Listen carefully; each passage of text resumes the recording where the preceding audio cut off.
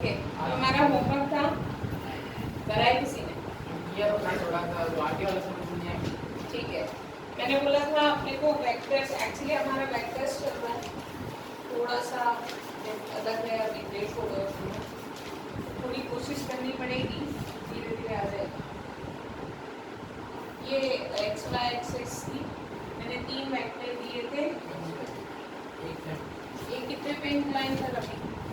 30 और बी 60 और 45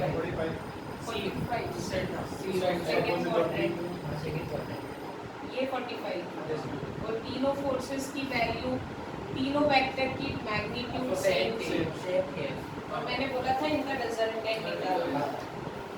अगली दरअसल इसमें अब देखो, बेसिकली क्वेश्चन ये था, हमारे पास 3 वेक्टर्स है, वेक्टर्स को रिप्रेजेंट करने के लिए हम ऐसा एरो बनाते हैं।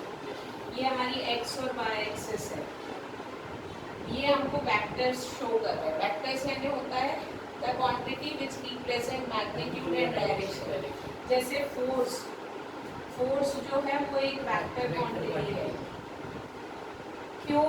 क्योंकि इसका मैग्नीट्यूड भी होता है और डायरेक्शन भी होता है। मान लो मैं कह रही हूँ कि मैं 10 न्यूटन का फोर्स लगा रही हूँ बोर्ड पे मतलब इस डायरेक्शन में।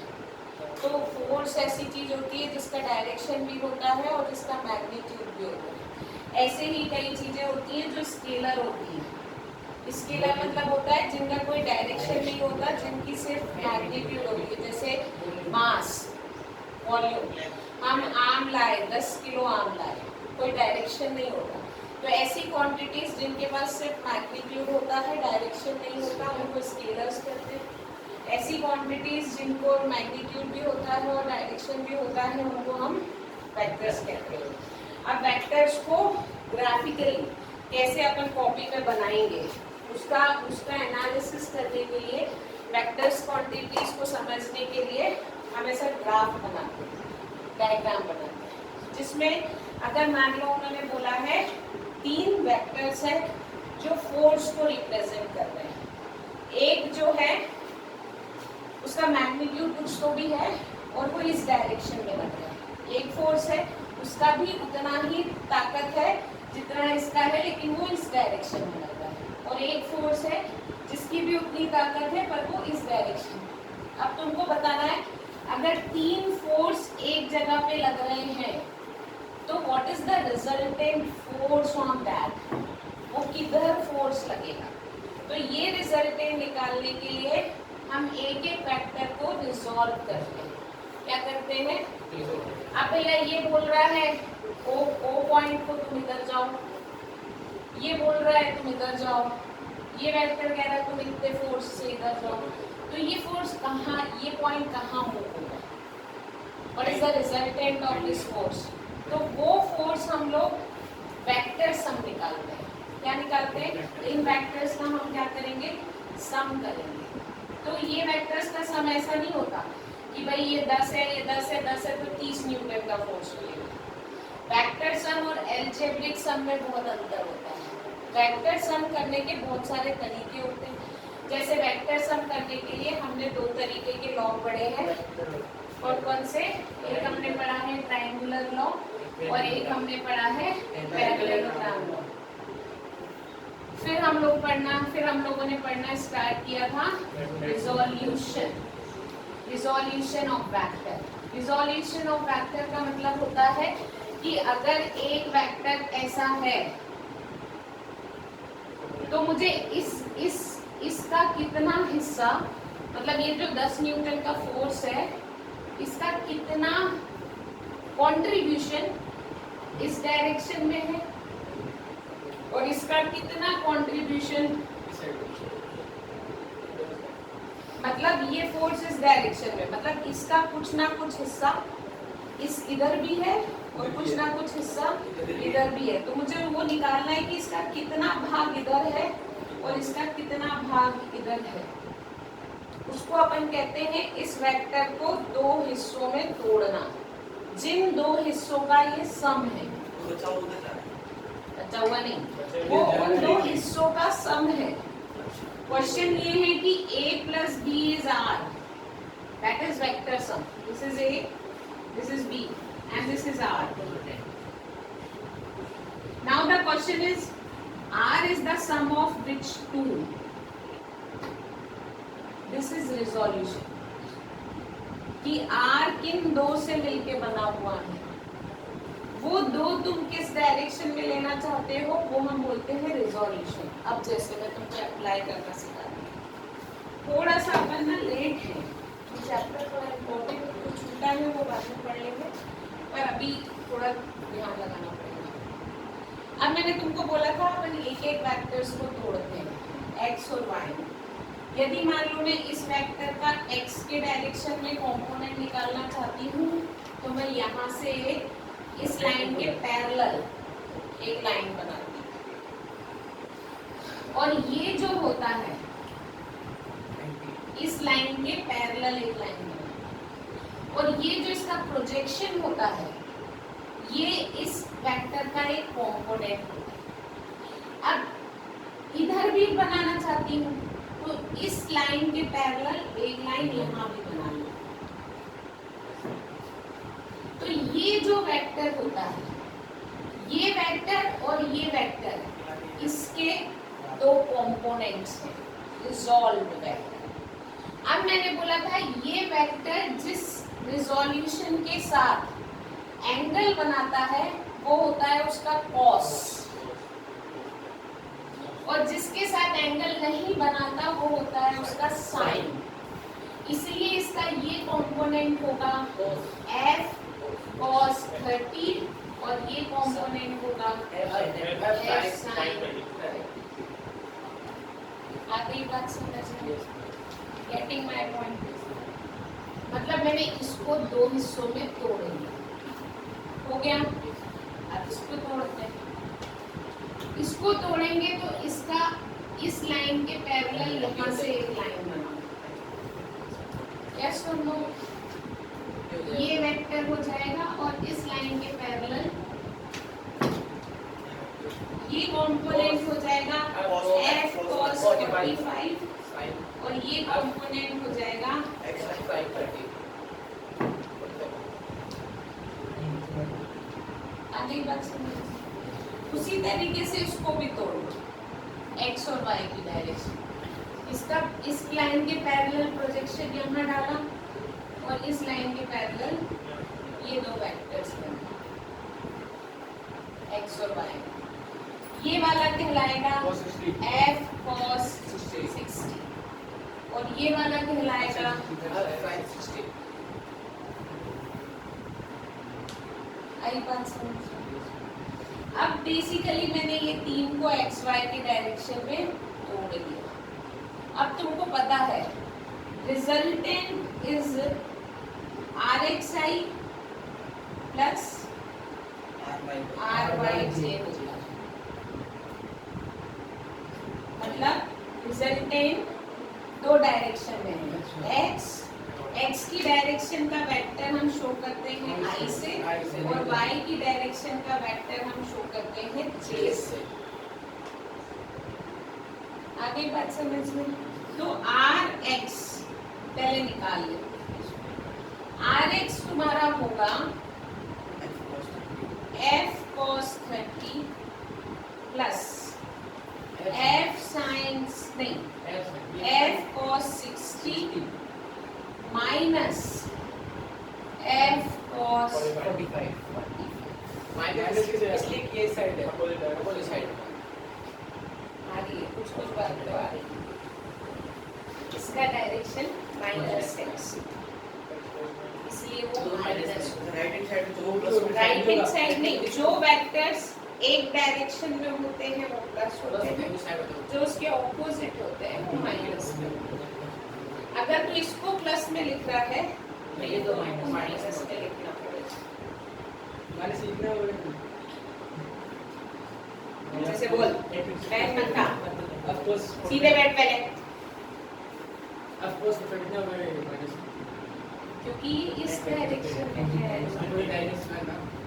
डायरेक्शन भी तो है, दो वेक्टर यदि उस डायरेक्शन में है तो डायरेक्शन ऑपोजिट होती है तो साइन भी बदल जाता है।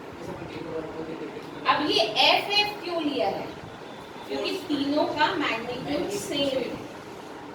आगे बात समझ लो। तो F1 cos A cos 30 B cos 60 C cos ऐसा आता है। अभी यहाँ पे तीनों की वैल्यू सेम है इसलिए एफ एफ आया। आगे बात समझ लो।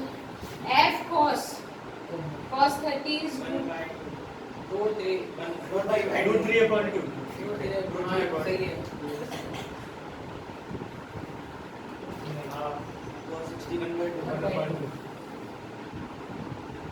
1 अपॉन रूट 2 पक्का ना इतनी मैथ्स तो आनी पड़ेगी। ट्रिग्नोमेट्री पढ़ा है ना 10 में? वैल्यू तो पता है cos 30 cos 45। f कॉमन आ जाएगा, अंदर बचेगा √3/2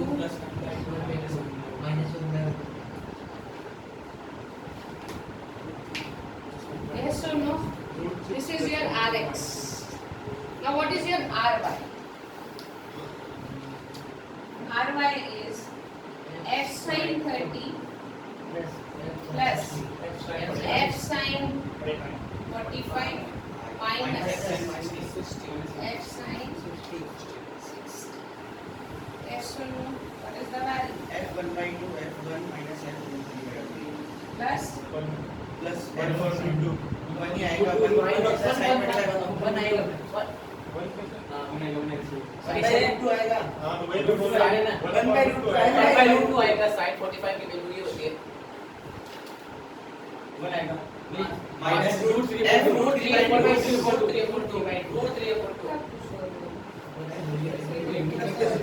ये ना तुमको दिया था मैंने करने के लिए, करके नहीं आया था, इसलिए खुश होना बनता नहीं है तुम्हारा।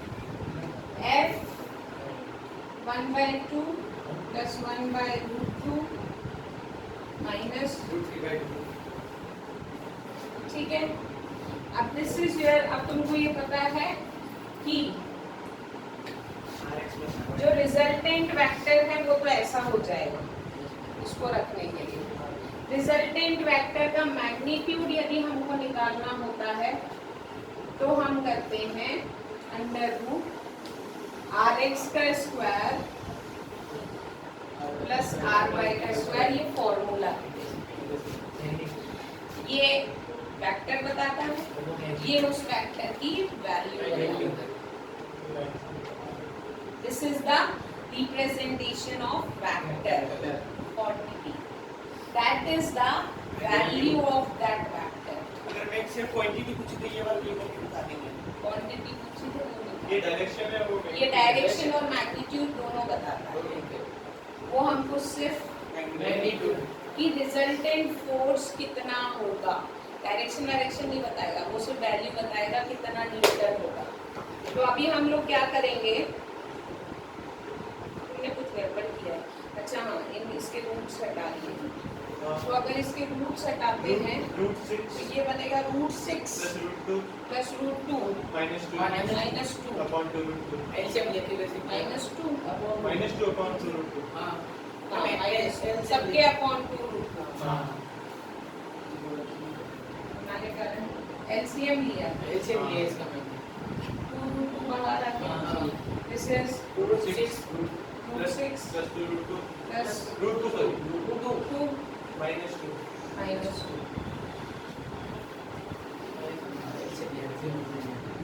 की मैथ्स आती है क्या? नहीं मैंने किया छोड़ किया था तुमने मैं बात ही दोनों फिर तू वैसे ही बैठ गया, फिर पीछे मैं सारे ऐसे नहीं बैठे, तू ही बैठा है। हाँ अब देखो, दिस इज f 2√2 क्या आएगा? √2 plus √2 plus 2 plus 2 माइनस का √6 माइनस का √6। ठीक है, अब इनका स्क्वायर करके ऐड करना है, निकालो आंसर। पेन कॉपी खोलो तो कुछ तो करोगे कि मैं ही करूँ सब। अच्छा चलो घर से कर ला, ठीक है, इतना दिमाग अभी टाइम यहाँ खराब करोगे। अब tan थीटा जो होता है फॉर्मूला था कि भाई अगर मुझे डायरेक्शन बताना है रिजल्टेंट का tan थीटा, तो उसका फॉर्मूला होता है ry अपॉन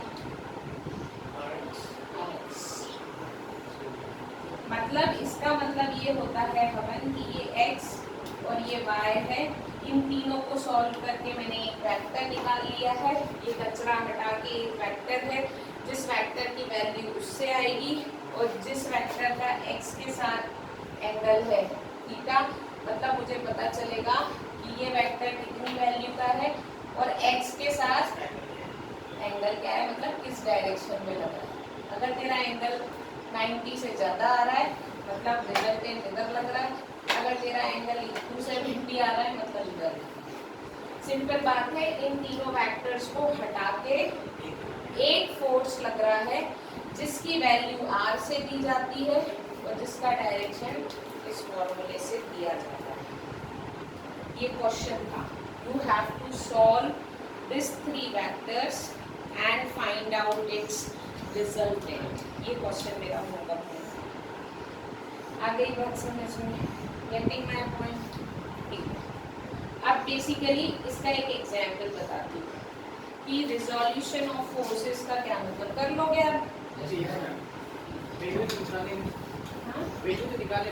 हाँ वैल्यू तो निकाली रख के, पर ये वैल्यू ना भगवान भरोसे नहीं छोड़ना चाहिए, वरना एग्जाम में भी ना भगवान भरोसे ही छूट जाती है, क्योंकि हमको आदत नहीं होती करने की, है ना। अभी बेसिकली मान लो what is the example of resolution of vector. इसका एक एग्जांपल होता है जो हम चलते हैं ना फ्लोर पे, that is because of resolution of two vector. जब हम चलते हैं तो हम ग्राउंड पे एक फोर्स लगाते हैं इस डायरेक्शन में,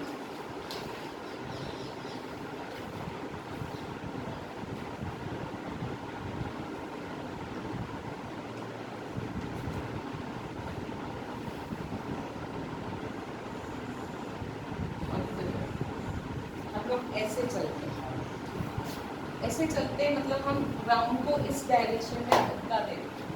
तो तुमको ये पता होना चाहिए कि there for every force there is equal and opposite reaction, Newton's law. For every action equal and, क्योंकि हम फोर्स लगाते हैं ग्राउंड पे इस डायरेक्शन में, जब हम चलते हैं तो ग्राउंड भी हमारे पे ऐसा उल्टा फोर्स लगाता है। This is force by ground. Getting my point? ये एंगल होता है मान लो थीटा। तो ये जो फोर्स हमारे पास ग्राउंड लगाता है, इस फोर्स के 2 कंपोनेंट होते हैं, एक ये और एक ये। यस सुनो, जो इस फोर्स का कॉस कंपोनेंट होता है, इसके कारण we are able to move forward. हम कहाँ जाते हैं? आगे। और ये जो फोर्स होता है, फोर्स ये एबल टू, जो साइन है, maintain balance of our body.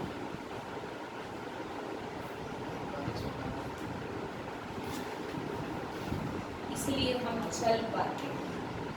जब हम चलते हैं तो हम ग्राउंड पे फोर्स लगाते हैं इस डायरेक्शन में। हमको किसी भी चीज को धक्का जब ही देना पड़ता है जब वहां से भी उतना, अगर कोई हमको ऑपोज नहीं करेगा तो हमारा भी फोर्स 0 है। यहाँ पे हमको फोर्स इसलिए लगाना पड़ रहा है क्योंकि दीवार भी हम पे उतना ही लगाती है। अगर ये एक पेन है, मैंने इसको ऐसा धक्का दे दिया तो ये मेरे पे कोई फोर्स नहीं लगा रही। आई बात समझ में? तो बेसिकली यदि मैंने ग्राउंड पे फोर्स लगाया है तो फोर्स ग्राउंड भी हम पे लगाती है इक्वल। तो यदि मेरे फोर्स का डायरेक्शन ये है तो ग्राउंड के फोर्स का डायरेक्शन उसके ऑपोजिट हो।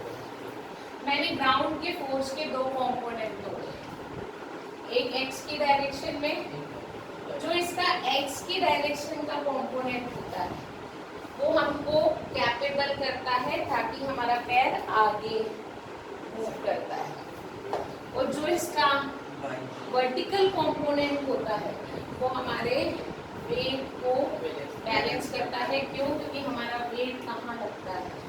हमेशा downward. Energy getting my point. इसी के कारण हम लोग चल पाते हैं। This is the concept behind how we are walking on the ground. इतनी फिजिक्स होती है, किसने दिमाग लगाया? ठीक है, अब सुनो। बेसिकली अब मैंने बताया तुम लोग को, ये जितना भी हमने एडिशन ऑफ वेक्टर पढ़ा था, ये एडिशन ऑफ वेक्टर हमने ग्राफिकल मेथड से पढ़ा था कि अगर हमारे पास वेक्टर हैं, उनका एंगल इतना है, तो हम कैसे उसको सॉल्व करेंगे। That is called addition of vector by graphical method. इसकी 3 लॉ थी, ट्रायंगुलर लॉ, पैरेललोग्राम और पॉलीगॉन।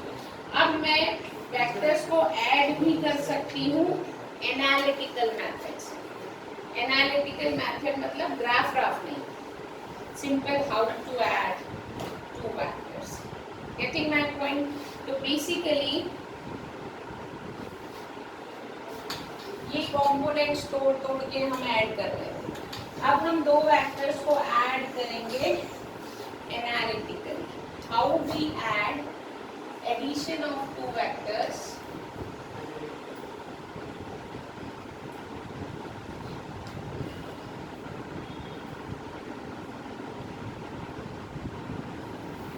सिंपल सी बात है, हमको 2 वेक्टर दिए हुए हैं जो एक दूसरे पे थीटा डिग्री से इंक्लाइन है।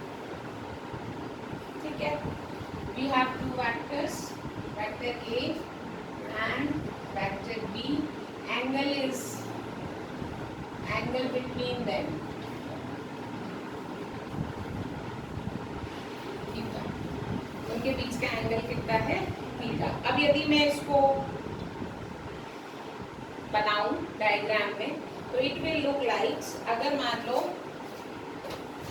एक ट्राइंगल की, अब मेरे को इसको सॉल्व करना है, मुझे इसका रिजल्टेंट निकालना है, इन 2 वेक्टर्स को ऐड करना है एनालिटिकली। तो मेरे को पहले फॉर्मूला बनाना पड़ेगा।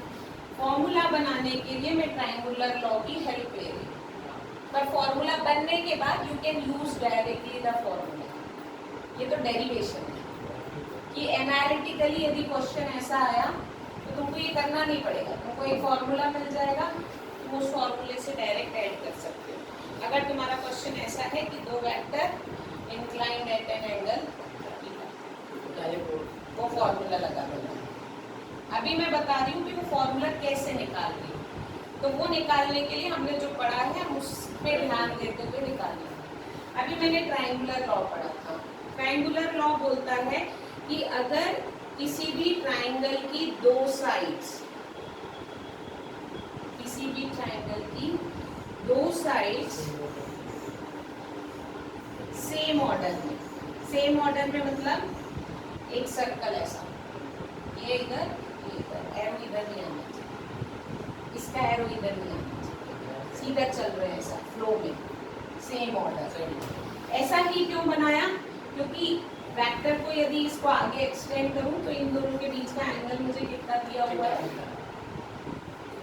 इसलिए मैंने इसको ऐसा बनाया। और हमेशा 2 वेक्टर का एंगल उसके इनिशियल से ही बनते हैं, ऐसा नहीं कर सकते दिस इज थीटा, ये थीटा नहीं था। अगर तुमको बोला है कि 2 वेक्टर्स के बीच का एंगल थीटा है, मतलब दोनों के इनिशियल्स का एंगल थीटा है। तुम ऐसा नहीं कर दोगे vector A and vector B inclined at an, this is not, क्योंकि इस मेरे को सेम ऑर्डर में लेना था, इसलिए मैं इस वेक्टर को यहाँ नहीं बना सकती। समझ में आ रहा है? मतलब मैं ऐसा नहीं बना सकती। क्यों नहीं बना सकती थी? क्योंकि ट्रायंगुलर लॉ कहता है कि सेम ऑर्डर में। अब ये तो एक इधर जा रहा है, एक इधर जा रहा है, कोई लाइन नहीं बन रही ना ऐसा फ्लो, इसलिए मैंने इस वेक्टर को इसके एंड पे बनाया। लेकिन एंगल अभी कितना होना चाहिए? थीटा ही होना चाहिए। तो अगर इसके बीच का एंगल थीटा है तो ऐसा की ऐसा यहाँ बना दो। Getting my point? तुम्हें पता होना चाहिए which angle is theta. Getting my point? Okay. So this is your 2 vectors. vector A and vector B inclined at an angle theta with each other, and if this two vector represents two sides of a triangle, then the third side, triangular law बोल रही हूँ मैं, then the third side of that triangle represent the resultant of this two vector but in opposite order. Opposite order मतलब ये ऐसा गए, ऐसा गए, ऐसा नहीं आना सर्किल में नहीं आना चाहिए, उस साइड मतलब एरो यहाँ नहीं होना चाहिए, एरो। तो ये जो साइड है वो इन दो वेक्टर्स का एडिशन शो करती है।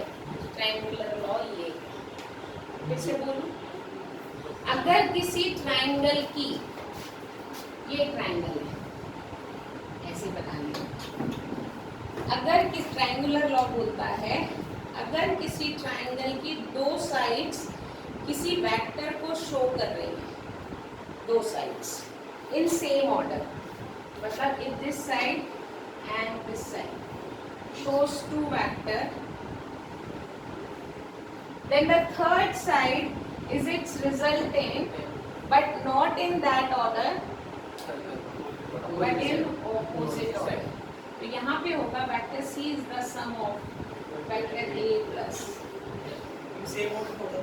सेम ऑर्डर में होता तो मैंने बताया था, अगर सेम ऑर्डर होता दोनों माइनस नेगेटिव, तो ट्रायंगुलर लॉ के अकॉर्डिंग तुम्हें यहाँ माइनस लेना पड़ेगा, हर एक साइड क्योंकि तुमने उसका माइनस डायरेक्शन बदल दिया ना, डायरेक्शन बदल दिया मतलब ये माइनस में कर दिया ट्रायंगुलर लॉ के अकॉर्डिंग। और अगर ऐसा है तो vector A plus vector B plus vector C हो जाएगा 0, इसलिए सेम ऑर्डर में आ गई बात समझ में। थोड़ा बुक खोल के देखोगे ना तब और आएगा। This is triangular law. तो अकॉर्डिंग टू ट्रायंगुलर लॉ यहाँ पे ये कंडीशन बनती है कि vector R is the resultant of vector A plus getting that point. आई बात समझ। अब मैंने अपनी कन्वीनियंसी के लिए यहाँ पे कंस्ट्रक्शन किया, वेक्टर A को थोड़ा एक्सटेंड किया था और इससे मैंने यहाँ पे परपेंडिकुलर डाला। क्यों? क्योंकि मुझे फॉर्मूला निकालना है। मैंने इनको कुछ नाम दे दिए, P, Q, R, आगे बात समझ में। अब अपन फॉर्मूला निकालेंगे, ठीक है। मुझे निकालनी है बेसिकली QN की वैल्यू, मतलब मुझे निकालनी है इसकी value perpendicular. Getting my point? तो परपेंडिकुलर की वैल्यू निकालने के लिए एक बार में छोटा ट्राइंगल है, फ्रॉम ट्राइंगल RQS, RQS इसका एंगल लेते हैं cos theta S perpendicular upon base upon hypotenuse, base upon hypotenuse. What is base? QS. Hypotenuse is RS RQ. Match इधर हाँ, सही बोला ना? मैं मैच में इधर लगा ऐसे भी कर सकते हो। ये 90 हाँ, ठीक है रे बाबा। ठीक है? ओके।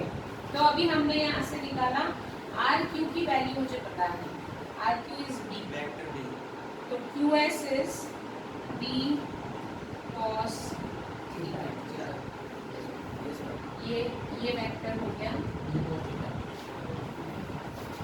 ये तो मुझे पहले भी पता था। कैसे? इस वेक्टर का रिजोल्यूशन अभी बताया था।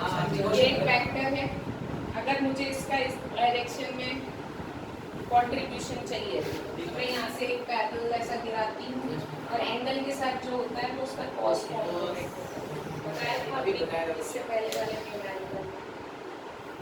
आई बात समझ में? अब यहाँ से हम लोग फिर से निकालते हैं value sine theta. What is sine theta? Sine theta is perpendicular upon hypotenuse is यानी कि RS upon R यानी RS is B sin। ये भी मुझे पहले ही पता था। ये कॉम्पोनेंट इसका होगा ये। अब तुम बोलोगे मैडम ये कैसे, अगर मैं यहाँ बनाती उसकी भी वैल्यू वही होती इसकी। ऐसे ही किया था ना तुमने, ये वेक्टर था, इसका यहाँ जोड़ा था और यहाँ जोड़ा था, ये था कॉस और ये था साइन। अब ये लाइन की जगह ये लाइन भी तो वो इतनी लंबी है जितनी है। आ गई बात समझ में? This is equation number 2। अब हम ले रहे हैं राइट एंगल ट्रायंगल बड़ा वाला PSR from triangle PSR। Pythagoras लगाओ। PR का square is equals to PS का स्क्वायर प्लस RS का स्क्वायर। PS का square is PQ plus QS का स्क्वायर प्लस RS का square. PQ is A, QS is B plus RS का square is B square sin square. इसको बोलो A square plus B square cos square theta plus 2AB cos theta plus B square sin square theta. ये दोनों में से B square common लेते हैं, अंदर हो जाएगा 1 cos square plus sin square theta is 1 plus 2AB this is PR square, so PR is equal to A plus B cos।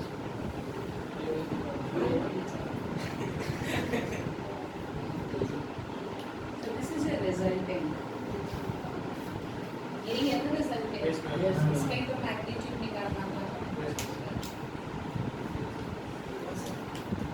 मतलब दो vector inclined at an angle theta तो direct ये formula लगा सकते हैं मैग्नीट्यूड की। वो मैंने बताया था, इसका डेरिवेशन हम चौथे चैप्टर में करेंगे। ये मैं अभी यहाँ पे बता दे रही हूँ जब हमने रिलेटिव वेलोसिटी पढ़ी थी। यही तो अगर आया डिराइव दिस फॉर्मूला तो तुझे ये करना पड़ेगा। मैंने ऐसे ही बताया था वो। ठीक है, अब मान लो अगर ये रिजल्टेंट इसके साथ एंगल बना रहा है बीटा, तो tan बीटा हो जाएगा, क्योंकि मुझे डायरेक्शन भी बतानी है एक वेक्टर के साथ। तो ये हो जाएगा RS बाय PS। ये हो जाएगा B sin theta upon A plus B। Formula भी लगा।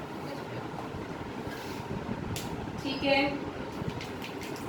अब मान लो दो वेक्टर हैं, जीरो एंगल है, इफ एंगल है जीरो, मतलब दो वेक्टर हैं जो एक के ऊपर एक है, इनके बीच का थीटा जीरो। ये वेक्टर A है और वेक्टर B भी इसी डायरेक्शन में। दिस इज वेक्टर A और वेक्टर B की थीटा जीरो। यहाँ आ गया। मैम इनका इनिशियल पॉइंट सेम है। हाँ ना, कहीं भी बना ले, ऊपर भी बना सकता है, आगे भी बना सकता है। जीरो मतलब ये ऐसा आ गया। अब इसको उठा के फिर यहाँ बना ले, चाहे वहीं रहेंगे, एंगल जीरो है।